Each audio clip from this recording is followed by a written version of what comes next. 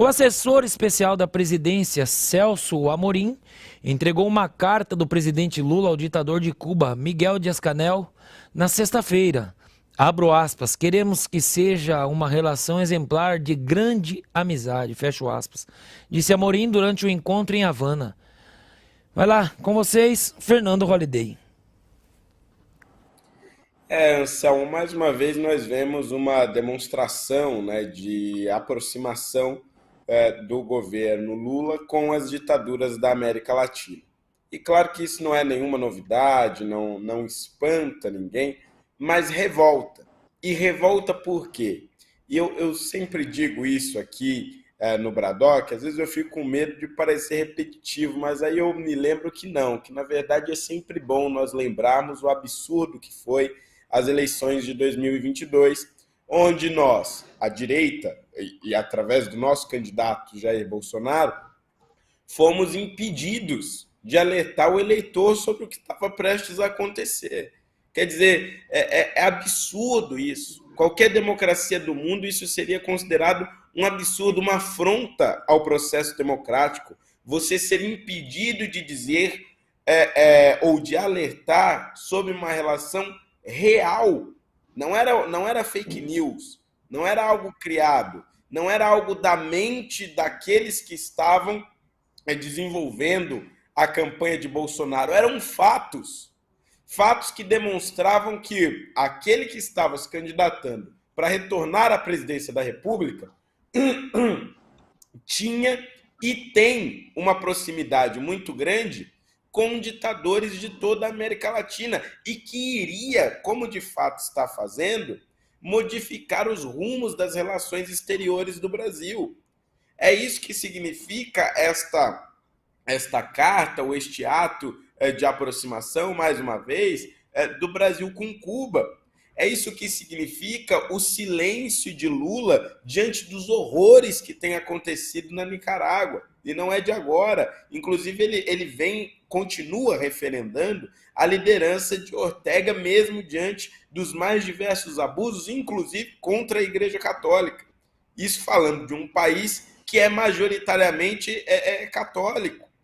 Isso também se aplica àquela recepção absolutamente vergonhosa que nós tivemos de um narcotraficante ditador sendo recebido aqui no nosso país com honras de Estado, depois de anos de ter sido ignorado e desprezado pelo Brasil por conta das atitudes que tem tomado na Venezuela. Em Cuba, nós tivemos, não faz muito tempo, alguns protestos que acumularam muito mais pessoas nas ruas, e que foi histórico, considerando que em Cuba não se tinha já há muito tempo manifestações livres, e a maior parte daquelas pessoas foram parar na cadeia, e estão na cadeia até agora, não porque cometeram algum crime, não porque pegaram em armas ou tentaram uma revolução armada ou um golpe de Estado, mas simplesmente porque foram às ruas demonstrar a sua insatisfação e foram presas.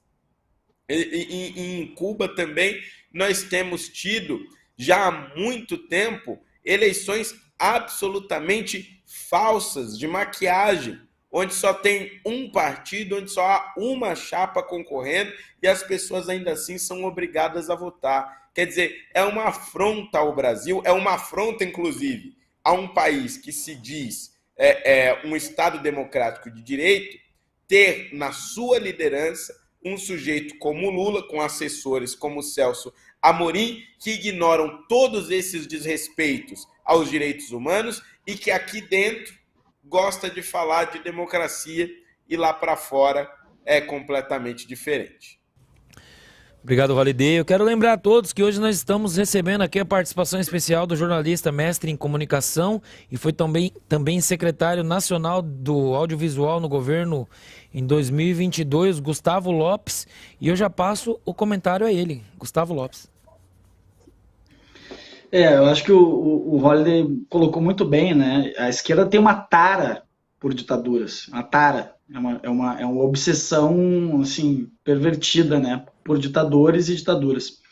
A ditadura de Cuba, ela é, digamos assim, uma coisa decrépita, né? Uma coisa que está há mais de 60 anos, se não me engano, acho que 64 anos, que eles estão lá no poder. Fidel primeiro ficou décadas, depois o irmão, agora o Canel. E é interessante porque a Cuba sempre foi o sonho, né, o sonho utópico da esquerda brasileira, assim, né? Eles sempre acharam muito lindo Cuba. Eles só não vão para lá, né? Eles só não moram lá, mas eles acham tudo muito bonito em Cuba. E eu não sei que tipo de relação que a gente vai... Qual é a vantagem que o Brasil vai ter, porque quando tu estabelece uma relação bilateral com algum país, né, para se criar algum tipo de negócio. Quer dizer, a gente até sabe, né, que tipo de negócio que eles vão criar. Mas o que preocupa é justamente como o Fernando colocou, existem pessoas presas em Cuba. Recentemente a gente teve notícias que o regime está estimulando os filhos a denunciarem os próprios pais quando cometerem atos anti-regime, né? Então, assim, aquilo que a gente vê no 1984 na verdade, a realidade já está superando a ficção, né? A gente tem visto coisas absurdas. A gente teve aqui uma relação durante muitos anos, quando o governo PT mandava no país, que era com os mais médicos, que eram médicos que trabalhavam em regime de análogo à escravidão aqui no Brasil, e vai voltar, né? Muito provavelmente, já deve estar voltando. Então é preocupante, assim, tem um movimento lá em Cuba que chama Movimento San Isidro, que, né, também protestaram na rua, mas composto por músicos.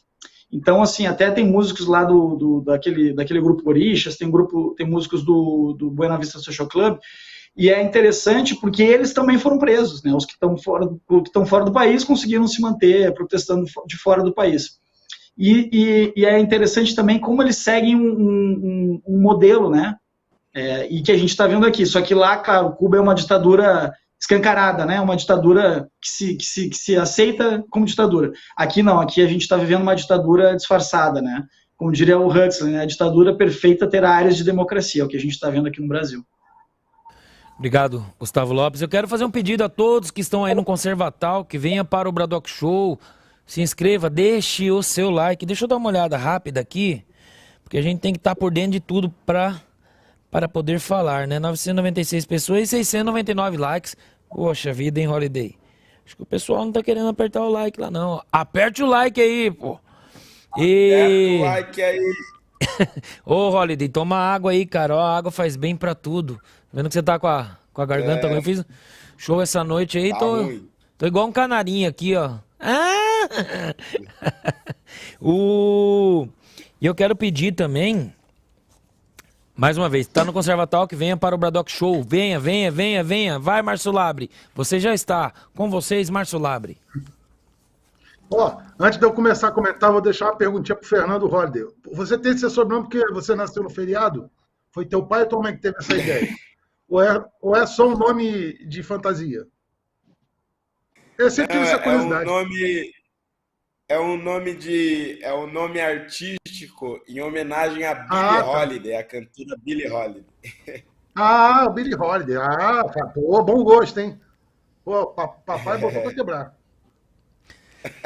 O que eu gostaria de comentar a respeito dessa questão é o seguinte: a Cuba ia caminhando assim, mal das pernas, mas conseguia quebrar até a queda da União Soviética. A União Soviética mandava um chequezinho todo mês para lá e conseguia mandar o franguinho para o pessoal, o sabonete. Quando a União Soviética caiu, Cuba ficou desesperada atrás de um otário para patrocinar. Essa é a verdade. Porque a economia de Cuba é uma economia que só tem charuto para oferecer, não tem muito o que oferecer do ponto de vista de matriz econômica. E a gente sabe, aqui não tem nenhuma criança, nenhum bobalhão aqui, isso não é por caridade. Caridade por caridade, esse papo não me convence, né? Nem o PT, nem qualquer outro governo que assumir. A gente não resolveu nem os nossos problemas. A narrativa, afinal de contas, do atual governo, antes dele assumir, era que tem 33 milhões de pessoas passando fome. Como é que você vai acenar com o chapéu dos outros, né? Tem que resolver primeiro os problemas internos, né? Nenhum país se propõe a fazer esse esquema de caridade, a gente sabe que não é caridade. O que a gente precisa ver isso sem inocência, e até deixando de lado um pouco a questão ideológica, idealista, por exemplo, a oposição que está lá hoje no Congresso, marcar duro, marcar pressão cerrada. Quero todos os documentos, as fontes primárias desses documentos que formularam esse acordo, que formalizaram esse acordo, quais são os termos, os critérios, que a gente vai ter aí de vantagem nessa negociação, nessa tratativa? Não vê com esse papinho de mandar charuto em troca de mandar bilhões, não. Que o Congresso tem que agir no sentido de fazer o máximo, mobilizar a sociedade para fazer pressão e ir a fundo. Porque o que a gente está vendo é a história se repetindo. Né? Mais um fluxo financeiro de saída de divisa, eles são muito mais sofisticados do que nós mesmos da direita, porque nós não temos intimidade com atos de corrupção. Então, por conta disso, nós que somos altamente idealistas, esses caras já sofisticaram seus crimes de lavagem, transferência de recursos, 100 anos-luz à frente de nós. Então, é óbvio que o que está por trás disso não é essa coisa de vamos ajudar nossos los hermanos, eles precisam. Não tem nada disso. O negócio é fazer, principalmente, uma evasão de divisas e, de alguma forma, esse dinheiro uma parte dele vai voltar para financiar alguma questão importante, né, na América Latina, de projeto de poder, que no momento que esses caras estiverem embaixo ou fora do poder, como aconteceu no último ciclo, boa parte da América Latina foi para a direita, esses caras ficaram numa situação complicada. E aí você precisa de um caixa. Então, sempre para eles um mecanismo permanente de manutenção, de irrigação. A gente sabe disso, não podemos provar, né? Mas a gente sabe como é que essas coisas funcionam. Então, no final das contas, eu acho que o que está ao alcance da gente, né, do ponto de vista pragmático, para fazer, é mergulhar a fundo. Eu faço aqui um apelo para que a oposição se mobilize nesse sentido. O Celso Amorim é uma águia. Esse cara não brinca em serviço. Esse cara é um gênio da política externa, principalmente na América Latina. Ele faz amarrações muito bem feitas. Não dá para subestimar esse cara. Aonde ele põe a mão, ele fecha negócios espetaculares em favor do PT, da cúpula do PT. Então, eu recomendo que a oposição atue fortemente em exigir todos os detalhes dessa tratativa, porque isso não pode ser um documento sigiloso, tem que ser público, tem que virar público. O corpo jurídico da oposição tem que fazer uma análise profunda aonde que está, se tudo está dentro do que se permite na lei, o que estiver fora da lei é para denunciar, é para questionar e para tentar dificultar ao máximo que isso aconteça, porque a gente sabe que, no fundo, o BNDES ou outra instituição vai ser utilizada como entreposto financeiro para viabilizar operações de saída de recursos do Brasil para beneficiar projetos de poder na América Latina. Obrigado, Labre. O pessoal está perguntando sobre o Paulo Figueiredo. Hoje ele não pôde estar com a gente, mas em breve estará de volta com a gente aqui no Braddock Show. Tá bom? Quero mandar um agradecimento aqui rapidinho para Eliana Pereira, que fez um superchat para nós, e passo o comentário ao Adam Mamari. Assim, eu até dou uma respirada porque eu tenho que tomar muito cuidado com o que eu vou falar aqui agora. Um dos vídeos, e como foi muito bem lembrado pelo Holliday, um dos vídeos que foram censurados durante a campanha do presidente Jair Bolsonaro foi um vídeo onde o Lula questionava por que a Angela Merkel pode concorrer à reeleição, mas o Daniel Ortega, ditador da Nicarágua, não pode.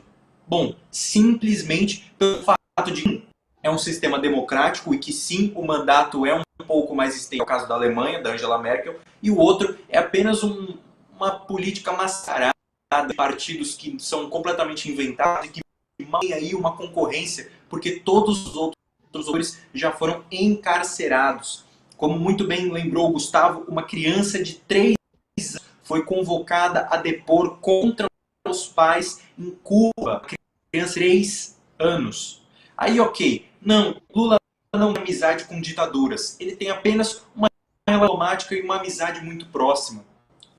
Bolsonaro foi e viajou à Rússia para negociar sobre os fertilizantes que impediram o Brasil de passar fome por muitos meses. Ele foi questionado, foi chamado de amigo de ditadores, foi chamado de terroristas, foi condenado de todas as maneiras possíveis. Agora, quando Lula diz que a Venezuela é um exemplo de democracia, Venezuela que prende pessoas que são LGBTs, pessoas que fazem parte dessa, né, da esquerda, que inclusive levantam bandeiras, etc., foram presas, foram silenciadas na Venezuela, foram silenciadas em Nicarágua, que o Lula elogia e fala assim, não precisa ter os nossos companheiros mais próximos, cada vez mais próximos. E no primeiro semestre do mandato, não foi nem nos primeiros 2 meses do governo, no primeiro semestre de mandato, a primeira grande convocação já foi do Foro de São Paulo. Quando o Bolsonaro começou a ver que os empréstimos feitos pelo BNDES para Cuba iriam ser pagos em charutos, ou nem ser pagos, e começou a cobrar o dinheiro nosso, o Lula virou e falou assim, não, mas você está cobrando errado, não dá para cobrar agora, eles não têm dinheiro para pagar, você vai acabar com a economia deles. Se tinham dinheiro para pagar, por que o dinheiro foi dado? Ou por que o dinheiro foi entregue? Porque empréstimo se paga aí sem data para o empréstimo. Quantas construções foram feitas ao redor do mundo? Inclusive tem toda uma investigação em volta de palestras do Instituto Lula envolvendo aí. Eu não vou me estender muito nessa questão, porque o que a gente está falando aqui é de uma relação que vai ser construída com Cuba. Quando Fidel Castro, aí, um dos maiores formadores, futuros ditadores da América Latina, Lula estava em chama, assim, um choro, triste. Meu Deus, perdemos um grande exemplo, perdemos um grande amigo, um cara que lutou pelo povo, Fidel Castro. Eu nunca vi um cubano que veio para o Brasil, que foi para os Estados Unidos, ou que foi para qualquer outro lugar do mundo, falar assim, gente, vão para Cuba. Por favor, país maravilhoso. Eu nunca vi. Agora, anos que fogem, muitas vezes no papelão quase, e falam assim, pelo amor de Deus, me salvem. Salvem ele, minha família ainda está em Cuba, eu não posso falar porque senão podem pegar minha família e prender eles. Isso eu vejo muito. Cubanos, venezuelanos, que fogem todos os dias de ditaduras. Agora, como o do G1, da Folha, do Estadão, da CNN, por exemplo, chamando o ditador de Cuba de presidente? Ora, presidente de quem? Foi ele quem? Como que ele é um presidente? O cara é um ditador. De uma ditadura. Então, o que eu falo aqui para finalizar a minha parte, né, e a gente poder seguir para a próxima pauta, é simples. Nunca a gente teve tanta certeza de uma coisa, mas também nunca a gente foi tão impedido de falar a verdade.